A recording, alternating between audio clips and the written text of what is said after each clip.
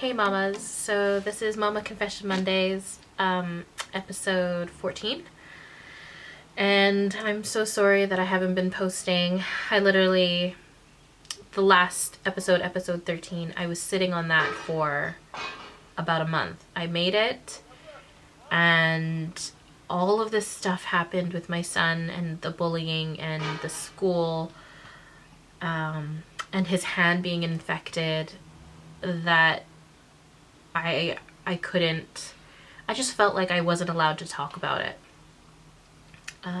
Even if I didn't use, names, or I didn't put names on anything, I still felt like I wasn't able to talk about it freely. So I sat on that post for a month. And then, during all of this, my littlest one, Tegan, he turned 1 on the 3rd, and we had sort of like a COVID approved birthday party in the park. Yeah. And then my son, Tristan, just had his birthday. He turned 13 on the 2nd of June. And then my middle child, Emery, is going to be turning 6 this weekend. So again, we're going to have another COVID approved birthday party. So May and June are just like rough and expensive months for me. And now that I know going into it, I'll have to better prepare next year for May and June and posting and all of that stuff. Like, I felt like I had to leave the blog alone, I had to leave YouTube alone, just so that I could get everything done.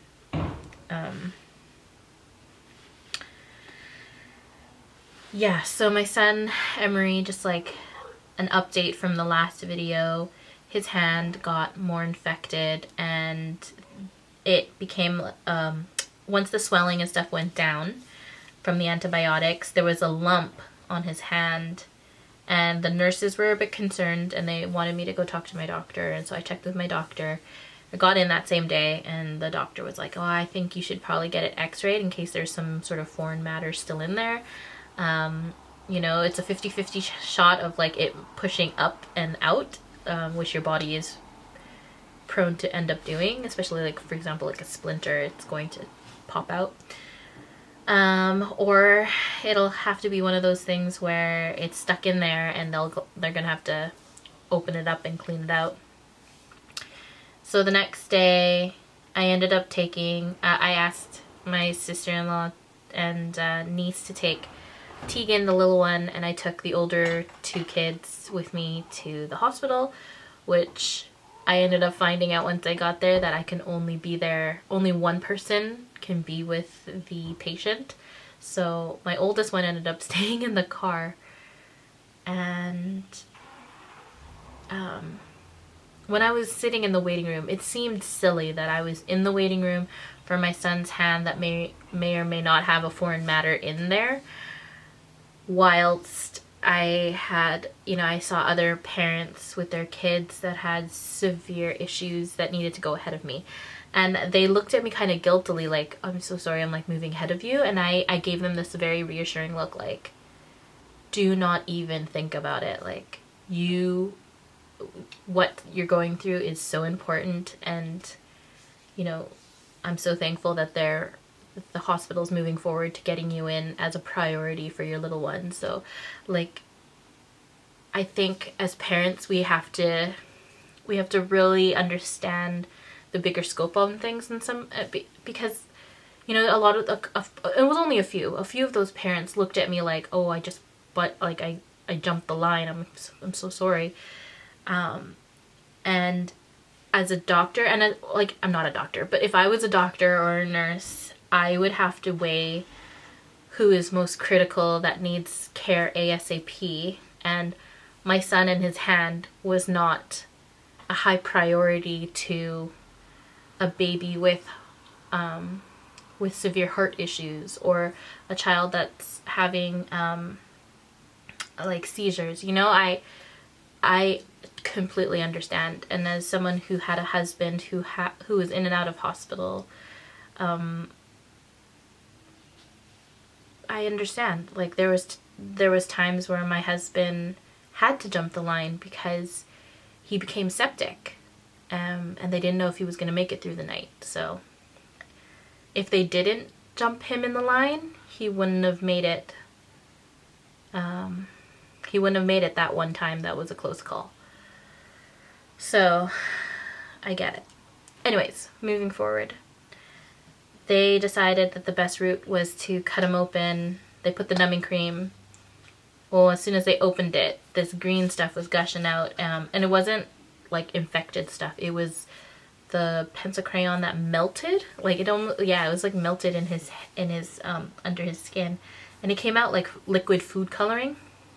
But as it was bleeding, it got thicker and thicker, and chunks were coming out in goopiness. It looked almost like syrup was coming out. That's the thickness of it.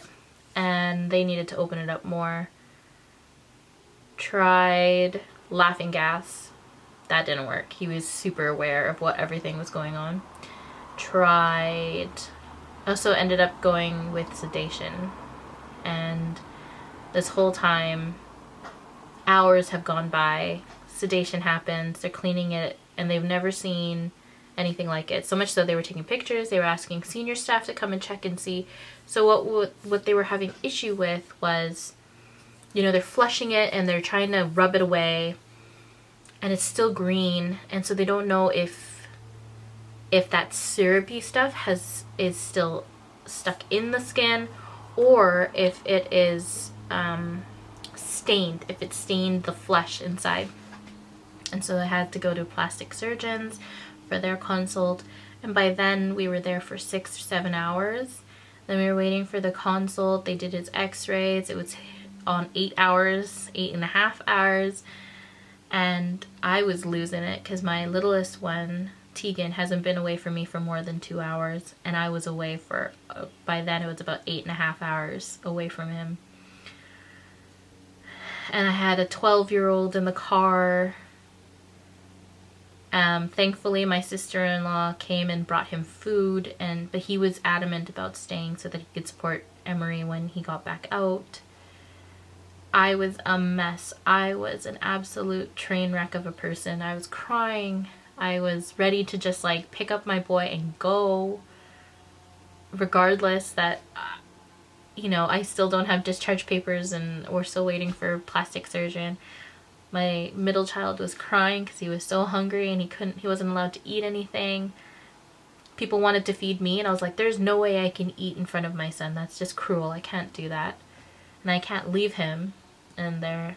So then he ended up getting ice chips, and a nurse ended up sitting with him, and she got me she got me a bit of a sandwich and a juice. And so she said, oh, I could sit with him if you just want to eat like this quickly out in the hall. And I said, okay, which I was really thankful for. But it was a wretched day. It was a wretched, wretched day. And thankfully, it seems like we're out of the woods on that. That's my update. We did a follow-up with the plastic surgeon, and she was happy with the pictures. So the plastic surgeon that came eventually at the 9-hour mark or so, I think it was about 9-hour mark, said that the best thing to do was for him to just cut him open and do it again and sedate him. But the floor doctor, the one that was there in emergency, was just like, no, he's had the laughing gas, he's had sedation already, like, you're not sedating him again, this isn't an OR. And so the best course of action was for us to come back and do a day clinic appointment, which we did. The plastic surgeon was really happy with how it looked, and she's suspecting that the whatever's left now that they've opened it and cleaned it in the emergency room, that is just scar tissue that's on top, and to massage it and break it down. So that's what we've been doing. And we just have to do like follow-up picture phone calls to see how it progresses. Now, the plastic surgeon said, you know, it will probably be a traumatic tattoo, something like that. And if your son really doesn't like it down the line, then we could always discuss using a laser to get it off. And my son goes, "Don't you dare use a laser on me." Don't hit me with a laser. And so that was kind of the end of that discussion, which I'm fine with. Like, if it doesn't bother him, it doesn't bother me. It's not, thankfully it's on the palm of his hand and not like on his face or something. The birthday parties have done well. Tristan ended up having his friends at the movie theater. I rented out the entire movie theater close to our house. It's a few blocks away. So it's a small movie theater. It's not one of those huge, like, 12 theaters in one kind of thing. It's just one small theater. And he wanted to watch Rush Hour, which I thought was just awesome, because every time we do movie nights and it's my turn, sometimes I will go for movies that I kind of grew up watching. So things that they would never think to watch, but because I wanted to watch it, they would watch it. And so Rush Hour ended up becoming Tristan's like one of his favorite movies, so he wanted to watch it, and his friends were like, "What's Rush Hour?" But it was great. They were laughing. And then I also ordered 36 small, what I thought was small was like one of those small popcorns. I ordered 36 small popcorns for the park picnic, or park party I should say, for family and friends for the next day. And so when we went to go pick it up, well, I'll have to insert a picture of how much popcorn there was. It was huge. There were like these long bags, like about yay high, tied up, and there was 36 of them, 2 boxes worth. I was like, oh my gosh. We're gonna have popcorn for days. And it was really interesting trying to drive home, because one box was on Tristan's lap and he was in the passenger seat, so I couldn't see that mirror. I couldn't see out the window. Then everything was in the back with the popcorn as well, and I couldn't see out that window or use that mirror. So I was driving like as far forward as I could, and I was looking, and I was only trying to do left-handed turns, which was silly. But that was good. It was good to see family and friends. My garden is still a crazy disaster. That is my update on that. I had such high expectations for my garden this year, and I did not take into account doing it alone, and not having my husband there to like hold the baby, for example, while I was gardening. So how it used to work before was every night, like in the early evening, Terry would have the kids in here and he would be playing with them, for example, or even outside, and I would have my quiet time to just garden. I would, you know, water the lawn, I would pick out weeds, I would deadhead things and plant my seeds. And that was kind of my time to care about my garden and care about myself a little bit. And he was the one that did the mowing and the weed whacking for most parts. And now that he's gone, some of the grass is as tall as me. I'm 5'4", so it's about 5'4", no joke. And it's encroached on the walkway, so now when people bring their, like, you know, they drop off parcels or skip the dishes, let's be honest, I've been using a lot of skip the dishes, they don't know where the walkway is. That's how bad it's overgrown right now. I could even probably try to pan. Let's see if I could do it. I could pan it and you could see. Let's see. Let me flip this so I can see. I don't know if you can see that in there, but that is my garden right now. Yep, it's, well, this is just the front lawn. This is the most overgrown part right here.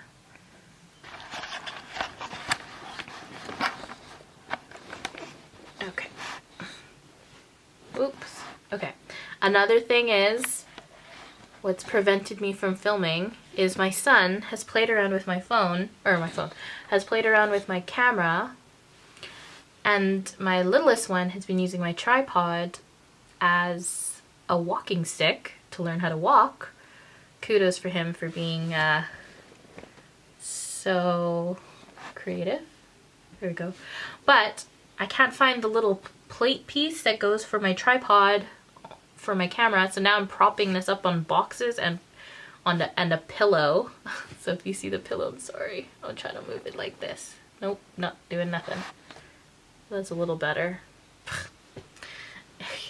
Making it work, y'all. Making it work.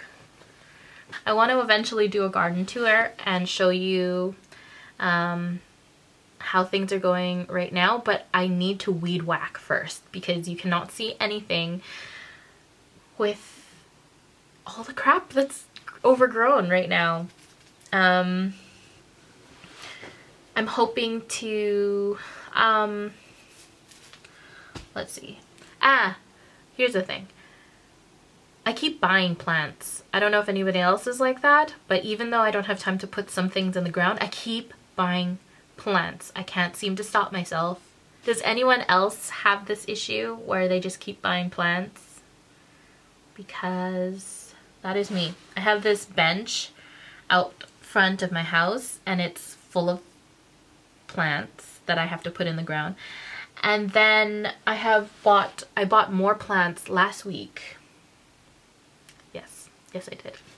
I bought a beautiful jasmine plant because I've always wanted a jasmine plant. But instead of white flowers, these ones are a soft fuchsia purple pink. Just beautiful, and the scent is great, and I can't wait to put that in the garden.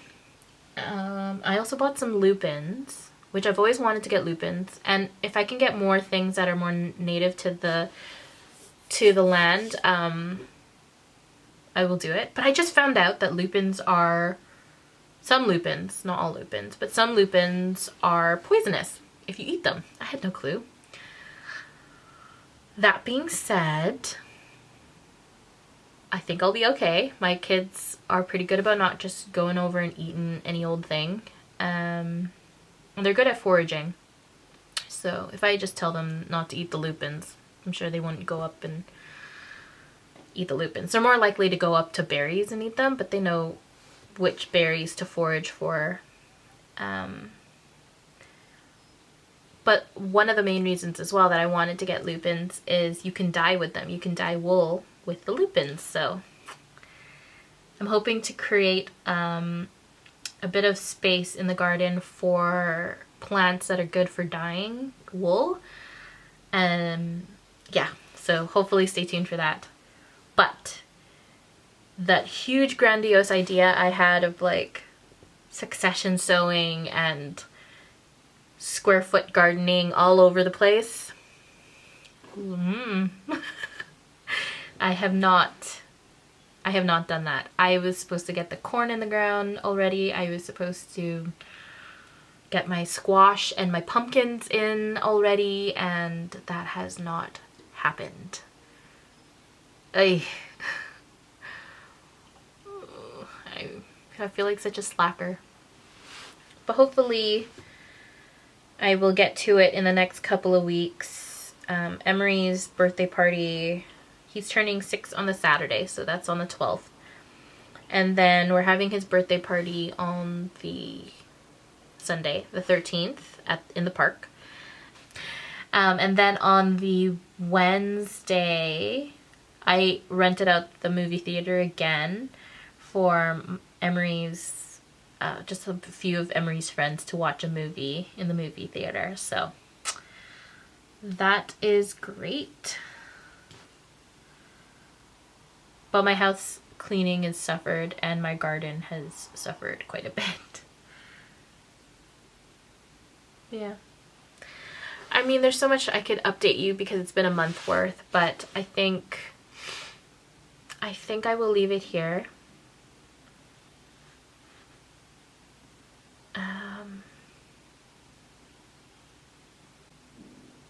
Ooh, I will say, just to update you on Tegan's skin and the elimination diet. After his birthday, which was May 3rd, I started to slowly incorporate one food item at a time. So we started with egg, and so far, and that worked out well. We incorporated wheat, and that went well. However, I think I will keep the amount of wheat to a minimum. Like, I won't give him too much because I noticed that once I started to incorporate wheat, he had, I don't know, he was just more irritated in the night. I could tell. So, you know, maybe just a few things, not to go heavy on the wheat. Which is fine. I wasn't really raised on wheat as well. We had it in the house, but I didn't really eat it. So I'm more of a rice person. And then I tried milk. So I tried a bit of yogurt a couple Fridays ago. And some milk. Well, oh yes. Yeah, so I gave him a bit of yogurt. He only had a few spoonfuls and then he didn't want the yogurt, which I thought he would be all over it because he used to love yogurt. And then my middle son, he had ice cream that he couldn't finish, and so I ended up finishing it, as mothers end up doing. And I'm still breastfeeding my littlest one, so he got kind of a double dose of cow milk. And he was so itchy for the rest of the night. And his skin flared up a bit. So we're like, okay. So we left that alone for a while. And then on the Monday? I tried goat's milk. Was it on the Monday or Friday? Whatever day. I can't remember now. I tried goat's milk. And oh gosh, that was the wrong thing to do because I gave him, he had 4 sips of it in the morning. He had 2 or 3 sips of it in the afternoon. And then the rest of the day, he was so itchy that on the ride home from picking up the boys, that was just a 10-minute drive, he scratched his cheek open a bit, and he hasn't done that in months. Whereas before we did the elimination diet, he was scratching his face bloody daily, sometimes multiple times a day. So, and his face flared up. It flared up on his arms and his back again. So, no to goat milk, no to cow's milk. So I'm going to wait till his skin clears up. This whole time we've been doing oat milk, which he doesn't like to drink, but we incorporated in like his oatmeal and things like that. So he's been okay with it that way. But I'm going to try almond milk. Supposedly soy milk is good as well for getting calcium, so I just want to get his calcium uptake up. So I'm going to try almond milk in a few days.